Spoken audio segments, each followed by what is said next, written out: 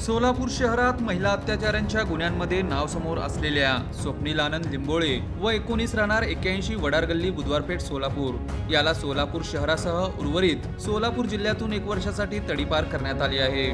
स्वप्नील लिंबोळे याच्या विरोधात सन 2023 आणि 2025 या कालावधीत महिला अत्याचारासंदर्भातील गुन्हे दाखल आहेत। त्याच्या वाढत्या गुन्हेगारी प्रवृत्तीचा विचार करून फौजदार चौडी पोलीस ठाण्याने महाराष्ट्र पोलीस अधिनियमन 1951 चे कलम 56(1)(अ) व (ब) अंतर्गत तडीपार करण्याचा प्रस्ताव पोलीस उपायुक्त परिमंडळ सोलापूर शहर यांच्याकडे सादर केला होता। या प्रस्तावाची सुनावणी व तपासणी केल्यानंतर पोलीस उपायुक्त परिमंडळ प्रीतम यावलकर यांनी आदेश क्रमांक 1884/2026 दिनांक 16 जुलै 2026 अन्वये स्वप्नील आनंद लिंबोळे याला सोलापूर शहर आणि उर्वरित सोलापूर जिल्ह्यातून 1 वर्षासाठी तडीपार करण्याचे आदेश दिले आहेत। कायद्याचे व सुव्यवस्थेचे रक्षण तसेच नागरिकांच्या सुरक्षतेच्या दृष्टीने ही कारवाई करण्यात आल्याची माहिती पोलिसांनी दिली आहे।